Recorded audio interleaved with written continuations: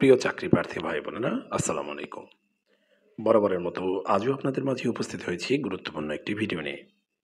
ইতিপূর্বে আপনারা জানেন, গণপ্রজাতন্ত্রী বাংলাদেশ সরকারের দায়িত্ব পরিবর্তিত হয়েছে এবং সেখানে নতুন মন্ত্রিপরিষদ তৈরি হচ্ছে।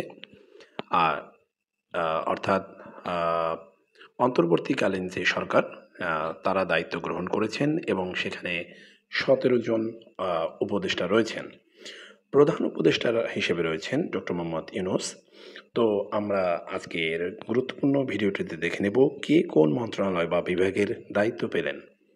তো বন্ধুরা, আমরা কালক্ষেপণ না করে চলুন মূল ভিডিওতে প্রবেশ করি। আর মূল ভিডিওতে প্রবেশ করার আগে আপনি যদি আমার চ্যানেলটিতে নতুন হয়ে থাকেন তাহলে অবশ্যই চ্যানেলটি সাবস্ক্রাইব করে রাখবেন।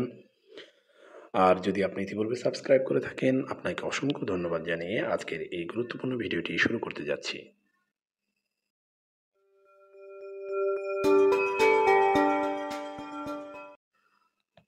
তো বন্ধুরা, আমরা প্রথমেই দেখতে পাচ্ছি অন্তর্বর্তীকালীন সরকার গঠনের ক্ষেত্রে প্রথম আমরা দেখতে পাচ্ছি প্রথম প্রধান যে উপদেষ্টা তিনি হলেন ডক্টর মোহাম্মদ ইউনূস।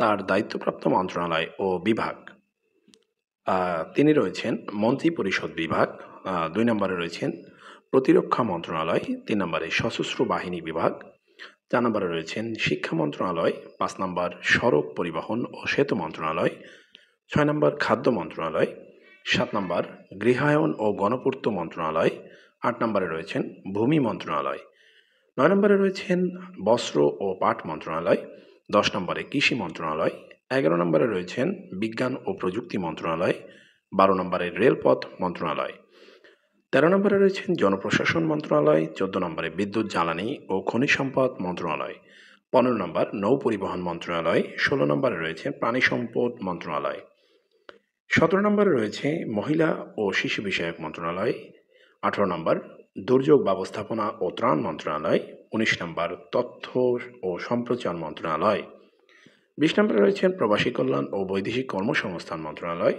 ২১ নম্বরে বাণিজ্য মন্ত্রণালয়, ২২ শ্রম ও কর্মসংস্থান মন্ত্রণালয়, ২৩ সংস্কৃতি বিষয়ক মন্ত্রণালয়, ২৪ বেসামরিক বিমান পরিবহন ও পর্যটন মন্ত্রণালয়, ২৫ নম্বরে রয়েছে মুক্তিযুদ্ধ বিষয়ক মন্ত্রণালয়, ২৬ নম্বরে পার্বত্য চট্টগ্রাম বিষয়ক মন্ত্রণালয় ও সর্বশেষ ২৭ নম্বরে রয়েছে প্রাথমিক ও গণশিক্ষা মন্ত্রণালয়। অর্থাৎ আমরা দেখতে পাচ্ছি প্রধান উপদেষ্টা ডক্টর মোহাম্মদ ইউনূস তিনি ২৭টি মন্ত্রণালয়ের দায়িত্ব রয়েছেন। আমরা একে একে করে সমস্ত মন্ত্রণালয়গুলো দেখলাম। এরপরে রয়েছেন সালেহউদ্দিন আহমেদ, তার দায়িত্বপ্রাপ্ত মন্ত্রণালয় ও বিভাগ ১ নম্বরে রয়েছে অর্থ মন্ত্রণালয়, ২ নম্বরে পরিকল্পনা মন্ত্রণালয়। এরপরে রয়েছেন ডক্টর আসিফ নজরুল, তার দায়িত্বপ্রাপ্ত মন্ত্রণালয় ও বিভাগ আইন বিচার ও সংসদ বিষয়ক মন্ত্রণালয়। এরপরে রয়েছেন আদিলুর রহমান খান, তার দায়িত্বপ্রাপ্ত মন্ত্রণালয় ও বিভাগ শিল্প মন্ত্রণালয়। এরপরে রয়েছেন হাসান আরিফ, তার দায়িত্বপ্রাপ্ত মন্ত্রণালয় ও বিভাগ স্থানীয় সরকার, পল্লী উন্নয়ন ও সমবায় মন্ত্রণালয়। এরপরে রয়েছেন তৌহিদ হোসেন, তার দায়িত্বপ্রাপ্ত মন্ত্রণালয় ও বিভাগ পররাষ্ট্র মন্ত্রণালয়। এরপরে রয়েছেন সৈয়দা রিজওয়ানা হাসান, তার দায়িত্বপ্রাপ্ত মন্ত্রণালয় ও বিভাগ হচ্ছে পরিবেশ, বন ও জলবায়ু পরিবর্তন মন্ত্রণালয়। এরপরে রয়েছেন শারমিন মুর্শিদ, তার দায়িত্বপ্রাপ্ত মন্ত্রণালয় ও বিভাগ সমাজ কল্যাণ মন্ত্রণালয়। এরপরে রয়েছেন এম সাখাওয়াত হোসেন, তার দায়িত্বপ্রাপ্ত মন্ত্রণালয় ও বিভাগ হচ্ছে স্বরাষ্ট্র মন্ত্রণালয়। এরপরে রয়েছেন আফহমা খালিদ হাসান, তার দায়িত্বপ্রাপ্ত মন্ত্রণালয় ও বিভাগ হচ্ছে ধর্ম বিষয়ক মন্ত্রণালয়। এরপরে রয়েছেন ফরিদা আক্তার, তার দায়িত্বপ্রাপ্ত মন্ত্রণালয় ও বিভাগ হচ্ছে মৎস্য ও প্রাণী সম্পদ মন্ত্রণালয়। এরপরে রয়েছেন নূরজাহান বেগম, তার দায়িত্বপ্রাপ্ত মন্ত্রণালয় ও বিভাগ হচ্ছে স্বাস্থ্য ও পরিবার কল্যাণ মন্ত্রণালয়।